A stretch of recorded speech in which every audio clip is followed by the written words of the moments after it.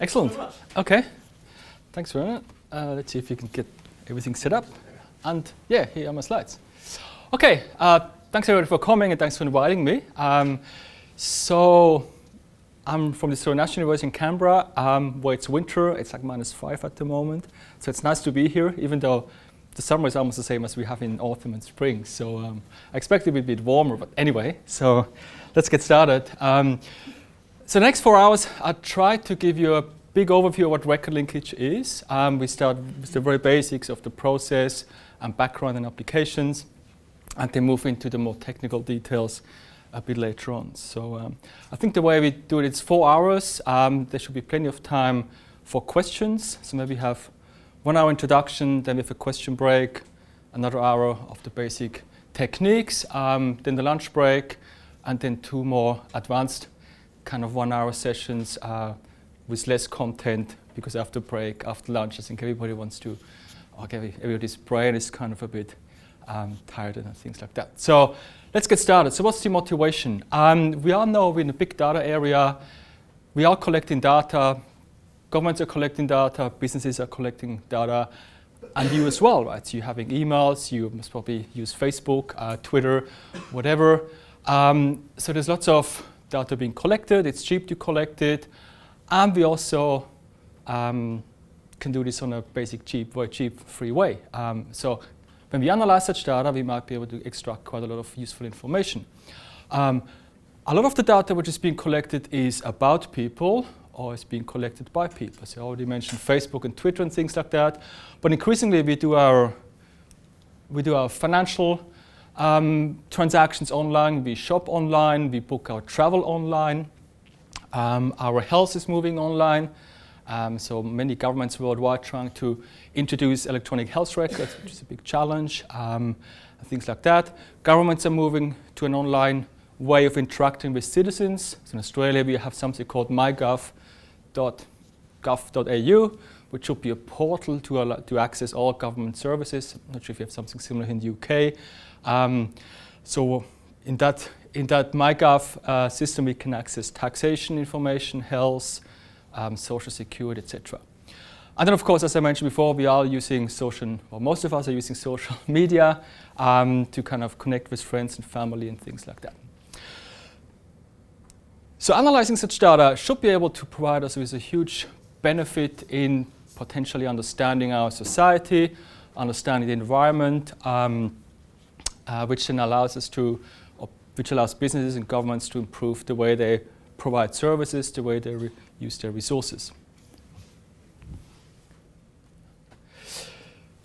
But in many cases, we need to link data from different sources. The days where an organization had their data warehouse somewhere in the basement and didn't use any external information, any external data, these days are over. Many organizations use data from social networks where people complain about products which don't work, services which are not as expected, or provide comments on businesses and things like that. So we can use external data to improve data quality.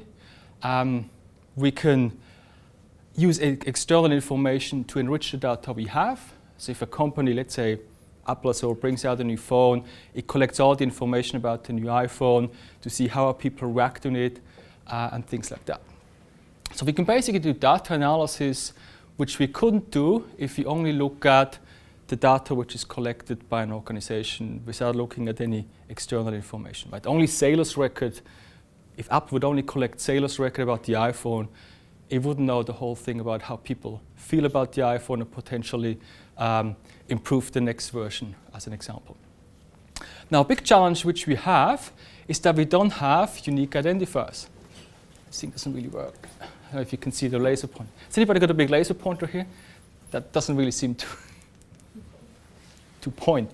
Anyway, so in many cases, we don't have unique identifier. Right? So we don't have a unique number. Certain countries have that. The Scandinavian countries have that, where when somebody gets born, they get a unique number assigned to them by the government, and people are happy with this.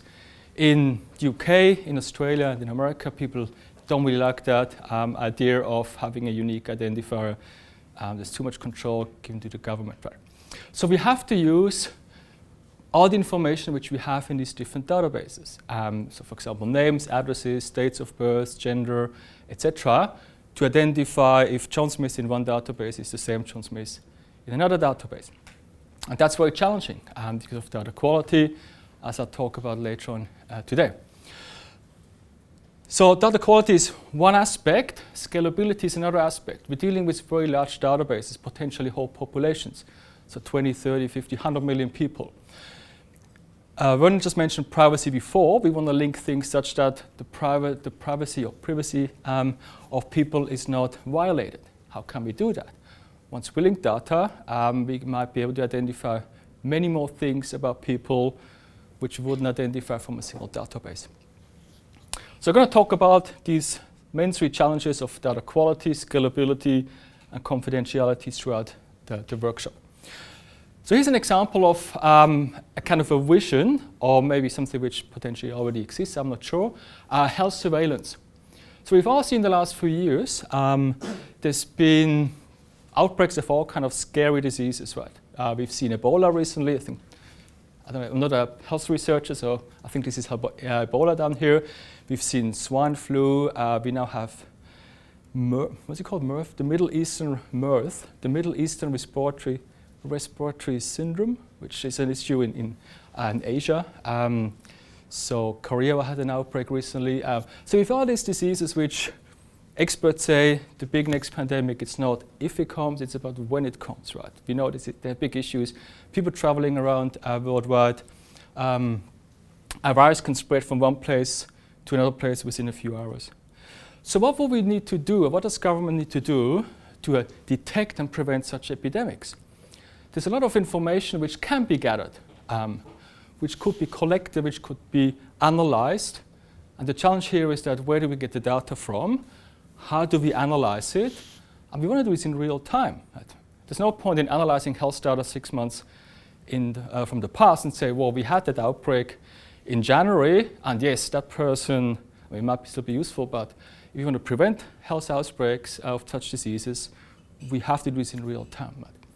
So what are some of the sources where we need data from? First of all, people who are traveling. So immigration records, airline records, who was sitting where on a plane, where did they come from, and things like that. Then we need information from doctors. So who presents to a doctor with certain strange symptoms? Who goes to emergency departments? Like if there's an outbreak of a strange disease, if suddenly all over Edinburgh or London or wherever, people present to emergency departments with bleeding noses.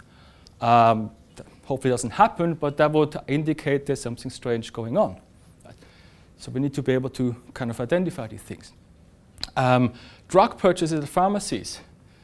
People go and buy flu drugs, for example, or headache tablets or things like that. Right? Again, if the number of drug purchases go up, then it might indicate something strange is happening. Right?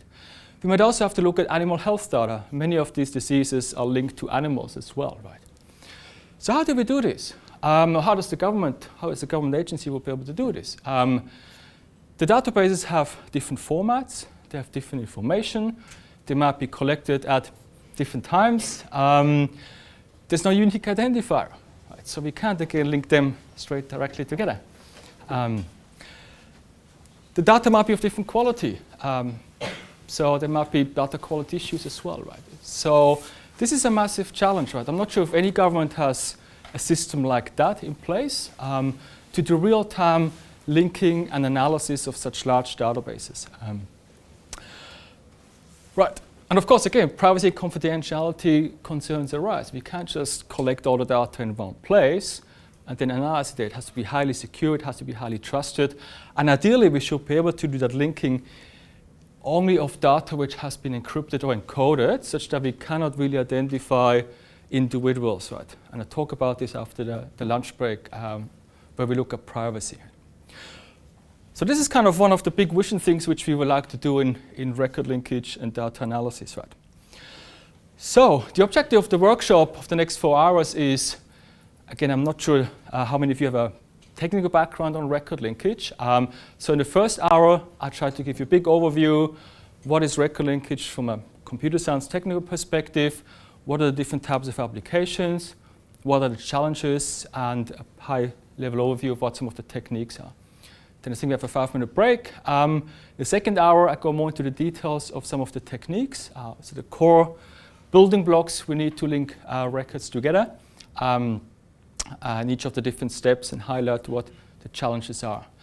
Then we have a lunch break. After the lunch break, I talk more about advanced techniques. So there's been a lot of research in the last 10 years in computer science to use clever machine learning based techniques. So we try to learn the characteristics of the data so we can achieve better linkage quality, to improve scalability, and things like that. And then in the last hour, I'll talk about privacy and how privacy is relevant to record linkage, as we just seen before. And then I give you an overview of privacy-preserving record linkage, which moves into the area of cryptography. And given that's going to be 2 or 3 o'clock in the afternoon, I'm just going to touch a little bit on this. Otherwise, I'm going to scare you all off. But I think these are kind of the ongoing research areas, which I think have potentially a huge, could make a huge difference in the way we analyze and link data together, right? And there should be plenty of time for questions after each of these four parts, right? So much of the workshop is based on my book, and I've got a copy here. It's a bit of advertisement, which I'm actually going to leave here for the local library. You do whatever you like with it. So it's one of the more recent books. It's the only book which covers the whole process. There are statistical books. There are health-related books. What I try to do in this book is really have a broad overview of, from a computer science perspective, look at what are the current challenges and the techniques, right? So much of the content of the workshop is based on some parts of what's in the book. Okay, so let's get started of this introduction. As I mentioned, the first part is really a gentle introduction, right? So what are some of the applications, a bit about the history of record linkage, and what are the major challenges. Okay, so by now, you know what record linkage is. It's the process of trying to identify which records are about the same entity across one or more databases. If it's one database, then it's what we call a deduplication. Right? If it's several databases, we call it a linkage. Most of the time, it's about people, so patients in health, customers in business, taxpayers, travelers, etc. But we can also link, businesses together if you have business databases across different government agencies, or consumer products. Most of you must probably have gone to comparison shopping sites to try to find the cheapest price for a certain product. They also use record linkage, right? So they get data from different online stores and look at what's the cost of this camera in this store compared to the cost for the same camera in the other store. And the challenges here are slightly different than the challenges in linking people. It's a difference in the descriptions of these products, right? So you might have an iPhone 5 and an iPhone 6. So it's both an iPhone and same description. The only thing which is different is a character, right? And things like that. So now the interesting thing is that this process of linking records together techniques have been developed in many different areas, from statistics to the health informatics area, to computer science, to the database community, to commercial linking of records. And as a result, there's something like 20 different names for the same process, right? It's often called data matching in database-oriented areas, entity resolution in the more AI machine learning, artificial intelligence machine learning, data mining area, duplicate detection in the business area, and record or data linkage in the health and statistical areas, right? But it's all about the same thing. It's trying to identify who are the records about the same entity. And as I mentioned, the biggest challenge is really we don't have identifiers. So we don't have unique numbers, which if you would have them, we can easily link people together, right? So the example down here is, unless you're from Canberra, you must probably wouldn't identify who the same people are. I just want to show you, again, this is dead. The examples are that we have different name writings. We have Dr. Smith Peter, so we have first name and last name swapped. We have a title in one record, we don't have a title. We have Pete, we have nicknames. We have different ways of how addresses are written down. And I'll talk more about this in the second hour about address and name standardization. We also have that issue of O'Connor, Canberra, so we have different postcodes. O'Connor is actually a suburb, that's where we live. And there's no similarity between O'Connor and Canberra. Right? So you can't just look at the similarity of the strings here, of the text. You need to know the context that O'Connor is a suburb of Canberra. To identify that the first two records are more likely about the same person than the second and the third, for example. Right? We also have different abbreviations, street, ST, we have the Australian Capital Territory written different ways, etc. So these are some of the data quality challenges which we have to deal with. Right, so what are some of the applications? I mentioned already we can remove duplicates. So maybe some of you have received more than one advertisement flyer from a company, clearly indicating that they have several records about you as a customer. The issue here is that you don't really care if you're in a database twice, right, as a customer. So if you've changed your address, you've moved, you might just become a new customer. That costs companies a lot of money. If you send out a flyer to millions of people and you have a 5% rate of duplicates, then you basically you send out 50,000 letters twice to the same person, right? And it's not only that, the customer might get annoyed. Right? I mean, if I get 2 letters from the same company, advertisement flyers, the first I think, well, these guys can't get their act together to get a clean database. I'm not going to trust their service or their product. We want to often merge new records into a database. Again, if you stay with the example of a customer database, we want to make sure that we basically update the address and say this is the same customer instead of simply generating a duplicate record. Right? This is, again, very important in health. We want to make sure that we assign a patient who comes into a hospital to an existing health record and not generate a new health record. It could be challenging if it's an emergency department and the person comes in half unconscious and can't really provide their details. We want to often generate longitudinal studies, so we have to extract all record about the same patient or the same customer over a period of time. And again, the challenge here is that people change their addresses, people change their names when they get married. Right? So we don't have much details which actually we can keep. We have to look at these changes as well. Right? I mentioned before already, we can use record linkage to link external data to a company database to enrich data, so to improve the way we can analyze and mine a data set. A more recent type of, popular more recently is geocode matching, so matching addresses to geographic locations. This is very important in spatial analysis of health, of geographical information. So we basically want to know, where do people live, where do people work? Are there correlations between where people live and their health? Is there a cluster of cancers compared to, is there a nearby chemical factory, for example? And again, the challenge here is that addresses in many databases are pretty messy. Right? They might be out of date, they're incomplete and things like that. So again, we have to do that approximate matching between an address and its location.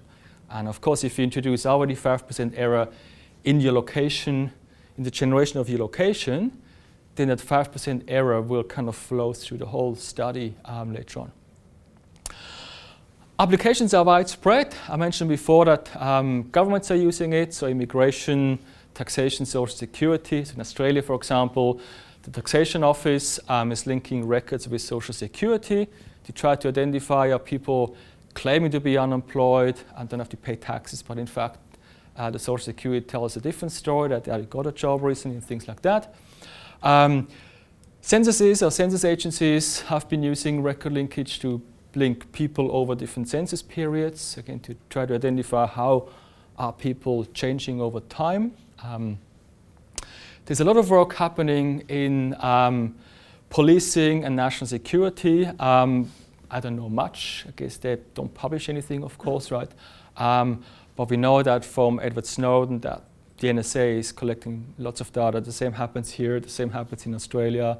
And of course, they want to link all these records together to potentially find that single terrorist which is out of 10 million people, right? Things like that. So that's all based, or many of these techniques are based on approximate linking. And there's lots of stories which I don't want to get recorded, which I'm happy to tell offline maybe. So, not that I know much, but there's a bit of things out there of people with the wrong name being linked. There's one story of a 10-year-old boy in America who has a name which is similar to a terrorism suspect, and each time his family goes traveling, you can imagine. So I mentioned business mailing lists already, right? So that's again, businesses do a lot of should do a lot of cleaning and deduplication.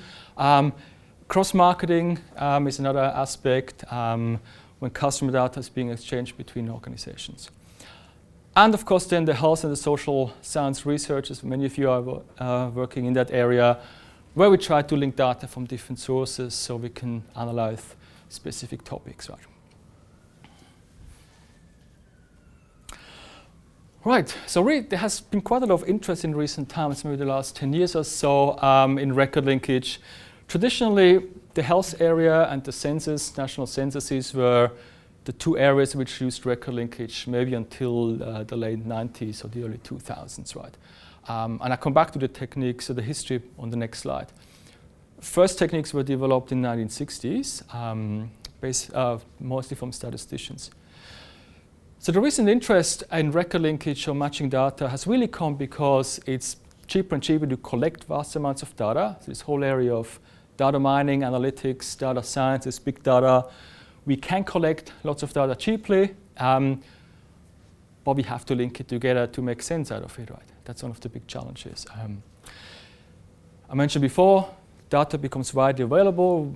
Organizations can scrape data from the web, try to integrate this, get external views on their products and things like that, or what people are thinking, what people are tweeting, etc.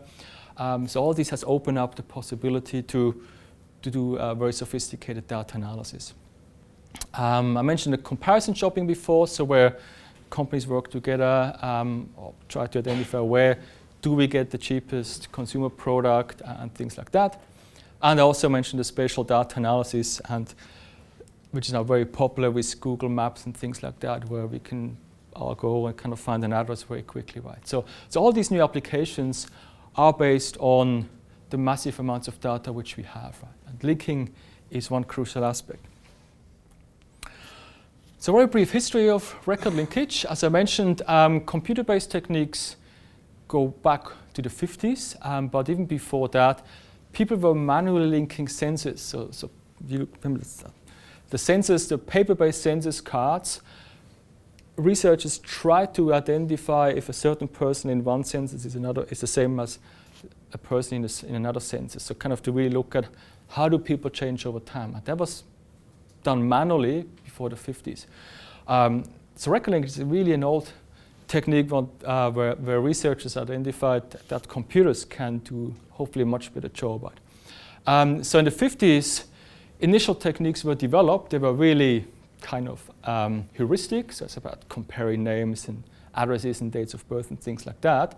Then the ideas of probabilistic record linkage were introduced by Canadian health researchers in the early 60s, and then a seminal paper was written by Alan Feliciani and Santry in 1969. I'll come back to this in the second hour. So they really looked at, from a statistical perspective, how can we find the best links? Having some assumption about the quality of the data, the attributes and things like that. And these techniques are still being used in many systems nowadays, right? They have weaknesses, but they've shown to be very successful, right? So the basic idea is, as I'll come back with details later on, we want to look at what's the amount of information we have in different attributes or fields. If I have two records and they have the same gender, that doesn't tell me a lot that they're the same person. If I have two records and they have the same very rare surname, then it tells me a lot that they're potentially the same person. Right? So that's the basic ideas of probabilistic record linkage.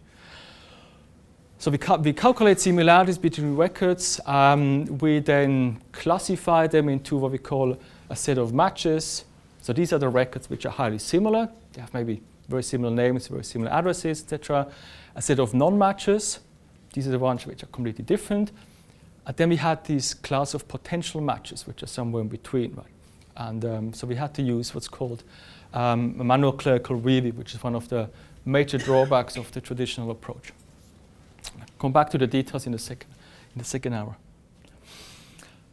More recently, computer science researchers have to start to look at this, again, with the increased amount of data being collected, and there's been a lot of research in many different areas of computer science, including data mining, artificial intelligence, machine learning, things we call knowledge engineering, which are kind of about, all these fields are really about learning things from data, right? So we look at the characteristics of the data, we try to extract patterns and rules, and they help us, hopefully, to improve the way we link things together. I'll talk a little bit about this after the lunch break. We've also have the information retrieval community working on this topic, and information retrieval is web search, basically. Hope there's no information retrieval person in here, so we just offended the whole community. So this is about identifying if you have search results, are two websites basically the same? And if you go to a modern web search engine, they often give you kind of, we found 5 versions of this website, right? So, for example, news items, which often replicated across different newspaper sites, right? Digital libraries have also looked into this, right? So we want to identify, do we have duplicate records about the same, the same work? Many different techniques have been developed. The major focus of research in the last 10 years has been on scalability. So really scaling things up to the very large database that we have nowadays, and linkage quality. So the first idea is to develop what we call indexing or blocking techniques. So we don't want to compare every record with every other record. We have to do some clever separation of the database into blocks. And the second area is using these learning-based techniques, where we try to extract characteristics of what are matches, what are non-matches. We can learn that from the data, and then we can use that to kind of classify new incoming data. So talk a bit more about this after the break. So here's the record linkage process. And you see this slide a few times through the day-to-day. I'll come back to that. The main steps are basically, first, we have to pre-process the data. So there are the 2 databases which we want to link. If we have 3 databases, 4 databases, into the same format. It's called data cleaning standardization. Again, I'll talk about this in the second hour. So the idea here is to bring the data into the same format. Once we have that, we get much better matching quality, hopefully. Then we have to do that indexing searching. We don't want to compare every record in database A with every record in database B, right? So talk about this in the next few slides. So we extract candidate records which have some similarities. So they might have the same postcode, or the same surname, and things like that. Then we compare them. Now we have to really compare them in much detail, right? So we compare first name with first name, last name with last name, title with title, street number with street number, postcode with postcode, etc., etc. That's very time-consuming. That's very expensive computationally. And what we get is basically vectors on similarity values, which we then classify. We use them to classify matches, so records which are highly similar with each other, no matches, records that are completely different, the potential matches. These might be records where we have the same name, same date of birth, but a different address. Are they the same person? Is it somebody who moved? Or we might have 2 records which have a slightly different name, same address, same date of birth. Again, are they the same person? So we give them to a clerical review, a manual, where somebody manually looks at 2 records and manually decides this is a match or this is a no-match. And then that information can flow back into the classification. So this is a feedback loop, and we call that active learning in the computer science literature, where we basically take these manual decisions, improve our learning algorithm, and hopefully that gives us better results, right? At the end, we want to evaluate how good we are, and I'll talk about this again in more detail in the second lecture. So about the quality of the linkage and the completeness and things like that. So what are the techniques at the very high level? The first thing is what we call deterministic matching. So here, we basically have a set of rules. So we could say, well, if 2 records have the same name and the same date of birth, the same address, then they're a match. That's pretty obvious, right? should be, right? But maintaining and developing such rules is highly data dependent. If data changes, we would have to change these rules, right? There are algorithms which learn rules from data. Again, for this, we need training data. So kind of, I'll come back to this later on. Training data is a set of where we know we have true matches. So generally, rule-based systems are complex to maintain. So I'm not aware of many systems which actually use rule-based techniques. The probabilistic record linkage approach is the second big area, which again I talk about in the second hour. That is the traditional approach where we compare the attributes, calculate similarities, and then classify matches, non-matches, potential matches. And the third large group, which I call the computer science approaches, are all these different techniques which we've developed in the computer science domain in the last 10 years or 15 years or so, where we learn things, so we use machine learning and things like that. There's two different types, basically. We have supervised and unsupervised learning algorithm. Supervised means we need to have truth data, so we need to have a set of true matches where we know they're about the same person, and a set of true non-matches. Getting the non-matches is pretty easy, right? You just take two records which are completely different, have nothing in common, they're not going to be about the same person. Unless it's a celebrity who has kind of an alias and lives at a different place, etc. Right? Getting true matches is very difficult unless you go out and really validate your data and talking to people. It's maybe not maybe sure if these are actually the same person. They could be twins, right? Have say date of birth, same surname, same initials, maybe even same address, etc. So what if we have truth data? We can apply a supervised learning technique and really learn the characteristics of matches and the characteristics of non-matches, and often we get very high linkage quality. If we don't have true matches, which is the majority of applications, we have to do unsupervised learning. So here we don't know what the truth is, so we're looking at the characteristics of the data only. And the most common type of techniques are clustering. So we basically try to group all records about the same person into what we call a cluster.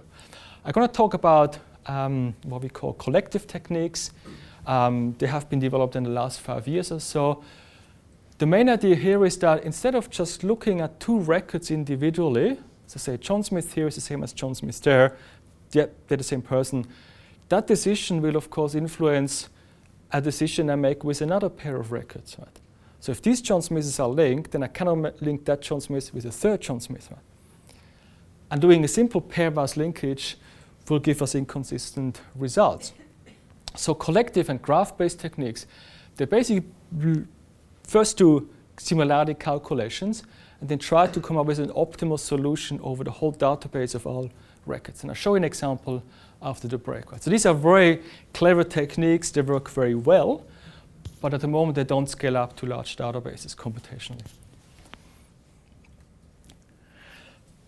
So just to repeat, what are the main challenges? We don't have unique identifier. If you would have these identifiers, we would all be doing the analysis, we wouldn't be here. Real-world data are dirty, so we have typographical errors, nicknames, variations. We have missing values. We have out-of-date values, so addresses are changing. We have different coding schemes or no coding schemes, etc. So these are the main challenges. Scalability is an issue which we have to deal with. The naive comparison of every record in one database with every record in the other database is what we call a quadratic complexity. So it basically means if I double the size of the databases, I have to do 4 times as many comparisons. Right? That doesn't really work, right? So we have to do that, what we call indexing or blocking. So we want to remove non-matches as efficiently as possible. We don't have training data in most applications, which is a challenge. If we would have training data, then we could achieve much better linkage results. But that's not possible. And then, of course, privacy and confidentiality, which I talk about later on, because if you deal with personal information, people are worried about, once we've linked records together, what could be done with that, right? And because we need names and addresses, etc., in many applications. So let's have a look at a specific area which is most probably of interest to many of you, linking social science data. So not looking at customer data. This could also be valid for health data. But what we want to do in today's big data society, we potentially have access to large databases. So we want to get away from having small surveys where we talk to 1,000 people and use that information to do our studies. We want to look at the whole population. And there's this really nice paper which if you're interested in that, highly recommend. It's not very technical. It's called Population Informatics in a journal called IEEE Computer 2 years ago. It's kind of a vision paper. And the nice thing in that paper is they came up with this idea of the social genome. So we all know what the biological genome is. That's us and what's in our blood and in our flesh. The social genome is basically the interactions a single human person has with the society around them. It starts with a birth record.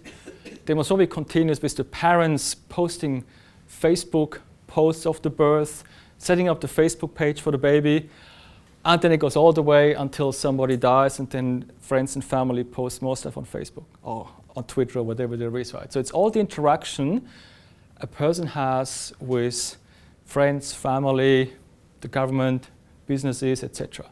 Everything which we collect. It sounds very scary, right? And if you could build that, let's assume we don't have to worry about privacy. If you can build such a social genome, I think the social scientists will be absolutely happy. There's so much you can identify from that, looking at how are people interacting, how are people changing over time, etc. So we know kind of studies, and I'm not a social scientist, so what we can look at. Fertility, maybe it's not a big issue anymore today. Employment, how does employment change over time? How does education influence things? How does health change? How is health influenced with or by other factors? Crimes, that's something I'm interested in. I'm trying to work with criminologists at the ANU. So what does affect people to become criminals? If you can look at the whole history of families going back maybe a few generations and see what is the pattern, why are people become criminal? But because their parents, I don't know. Okay, I don't know yet. So, but these are the things which we could potentially do if we have such social genomes. So if you look at this, there's different challenges if you look at historical data, which I've done here in Scotland the last few weeks, compared to if you look at contemporary data. What the challenges are in common is that we have large databases because we want to deal with whole populations. So we have millions of people. So the computational aspects are a challenge. We have to deal with those.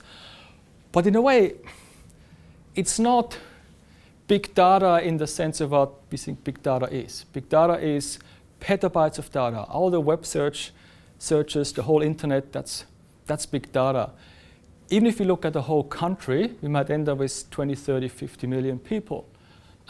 If you want to do social genomes, yes, then we go into the realm of big data. But linking individual people together at the moment is not big data. And computationally, we can do a lot with modern machines. And we know that every 1.5 years or so, computing power doubles, right? So computational things become less and less important, I think.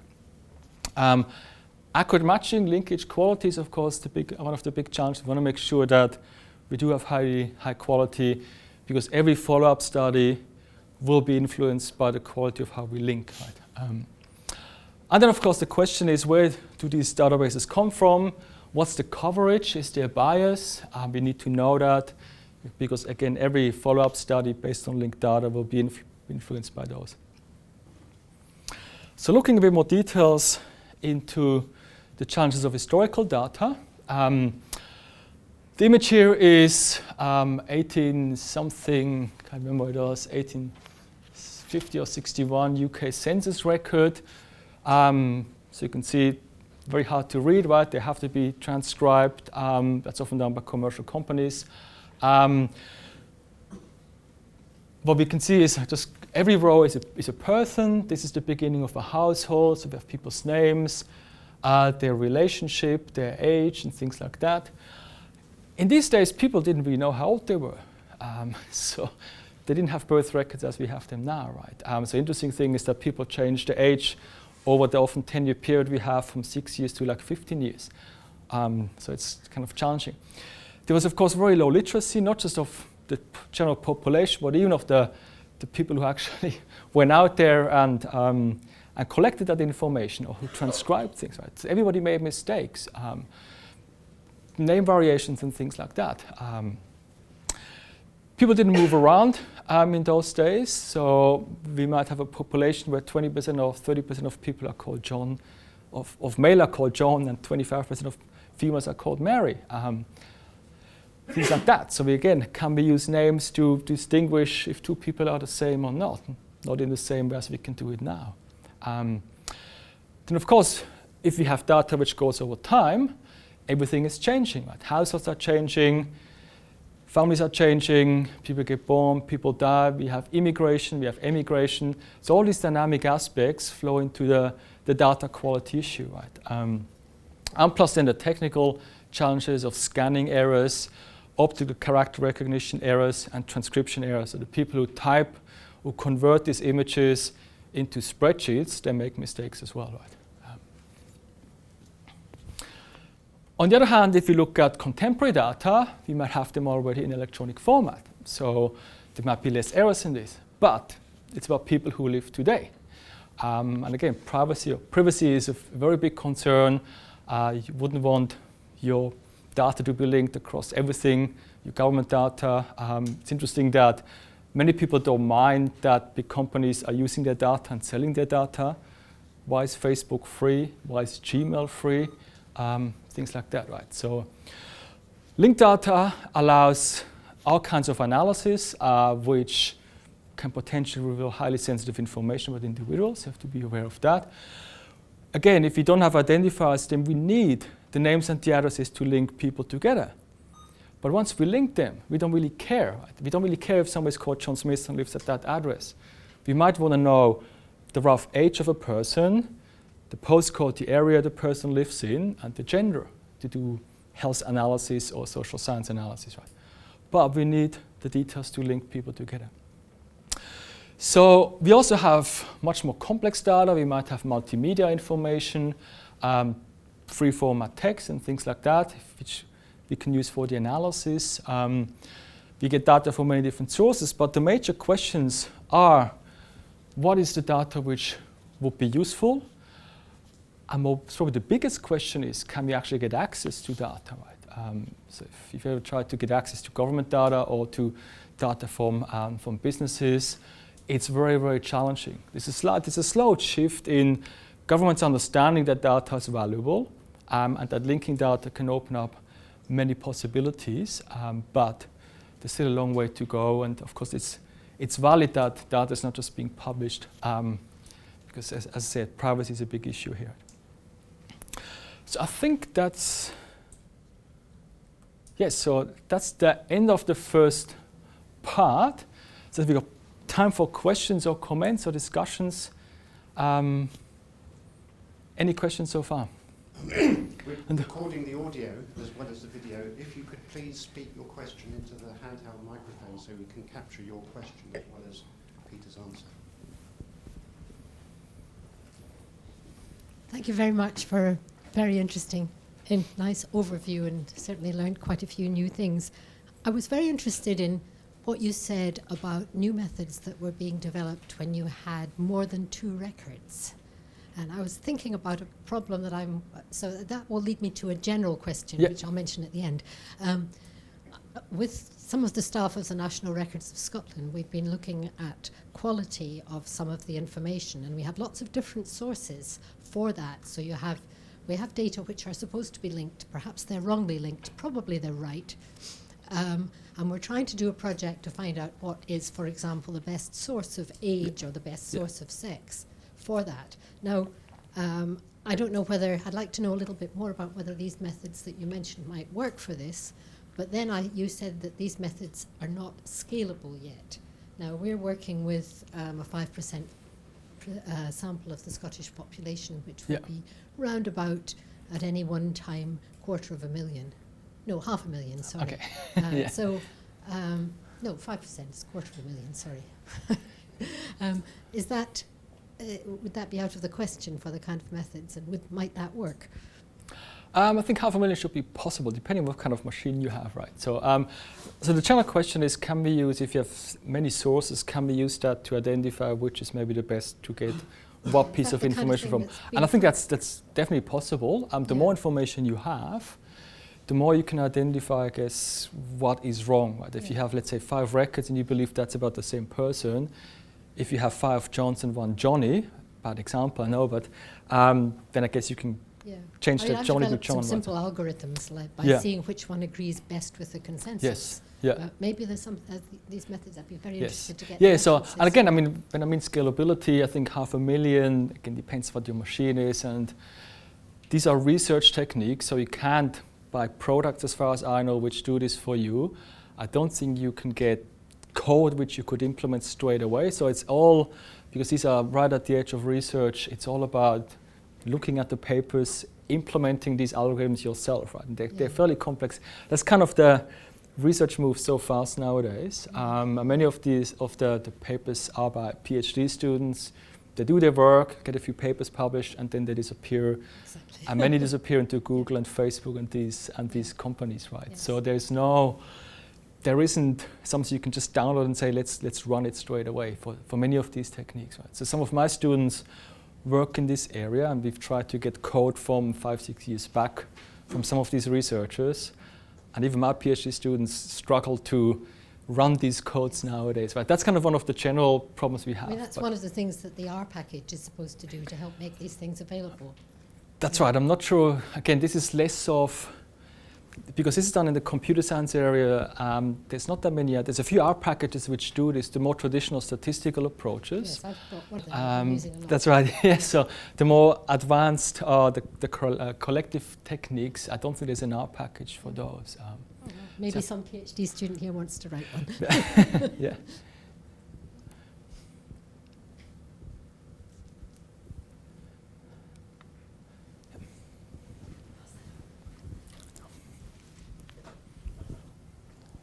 Hi. Hi. Thanks for a very informative introduction. I was thinking though, you've got the kind of in the probabilistic approach, you've got the potential matches. Yeah.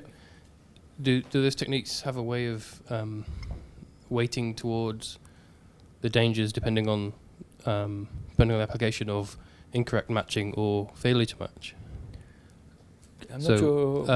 Can you well, if you match health records incorrectly and then you send out some information about a particular condition, you may worry them unduly, or you may inadvertently reveal someone else's medical condition to the wrong person. Or if you fail to match something, you might miss something out, and that's cool. Yeah, and then not provide the correct treatment. Yeah. So there's, and again, I come back to this in the second part. There are. So we have what we call false positives. So we match the wrong people together. We have false negatives where we miss a match, right? So, and you can assign different costs to these cases, and depending on that, you can then basically tweak your matching decisions or your linking decisions depending on these parameters. We say if you want to have, I want to have rather potential matches linked, then you tweak some of your parameters and you get more false positives, but it will catch more likely people who might have a certain disease, right?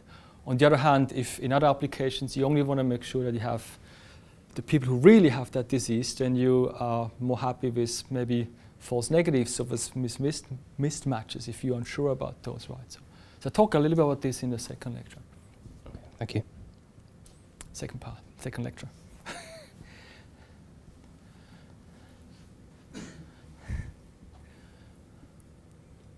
Should we have a 5-minute break or is it? Oh, sorry. Okay. Yeah.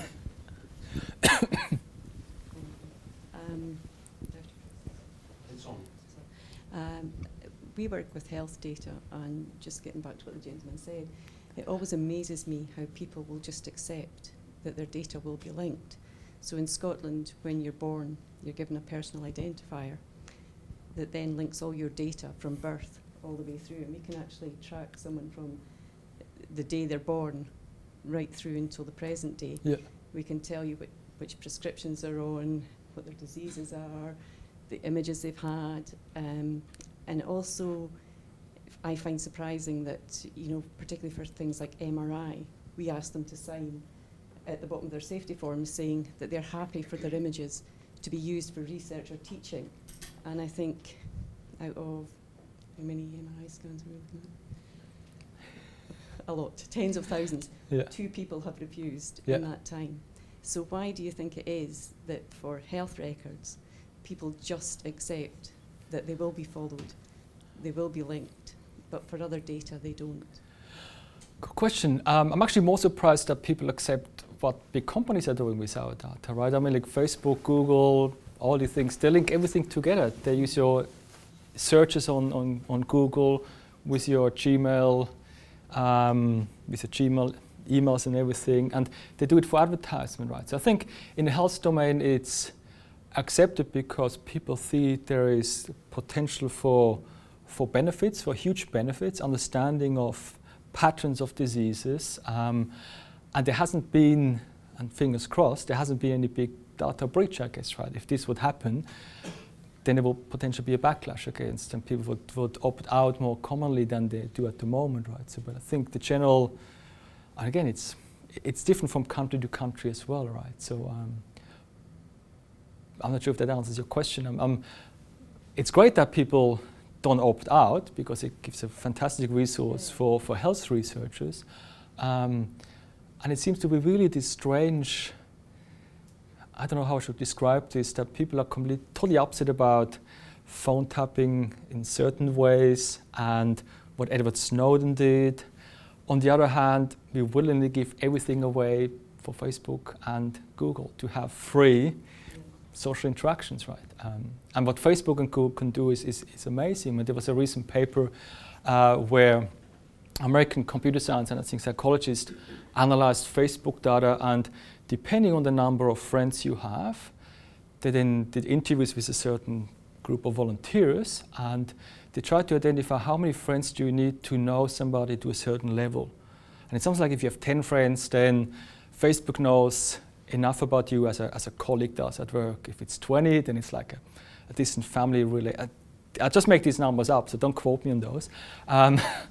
And if it sounds like 150 friends, then Facebook knows more than your partner does, which is very, very scary, right? But we accept this, or people who use Facebook accept this, right? I don't use Facebook, but so I think that's more the question that we do this because it's free. But if it's about government data, we're very worried. So it's a big question. There's lots of people turn up at hospitals for reasons that they would never want anyone else to know about. That's right, yeah. And yet they just seem to accept that they have this identifier and that everything that they present with will be linked to this, and will be there. Yeah, but I think there's also the knowledge that at the moment, I don't know if it's not being linked to commercial, the data is not being sold, right? So you can imagine a private health insurance would be very interested in knowing the health of people because, well, in the extreme case, basically, well, we're not going to give you a health insurance because we know that your behavior is really bad, right? You eat junk food, you don't walk enough, and things like that. But this is, again, I mean, I have one of these movement tracking things. I like it because it tells me I should get up and don't sit on the computer for the whole day, right? And I must say I read the privacy thing of the company fairly carefully what they're doing. But if a health insurance company gets access to this data, they can tell me, well, we told you should walk 10,000 steps a day. Your tracker tells us you're only doing 3,000 a day. Your premium goes up by 20%, right? I mean, this is kind of the negative. Well, the negative thing, maybe it's not, but if it encourages you to do more and become healthy, that's maybe good, right? But it's of course also a lot of potential bad application of these things. So,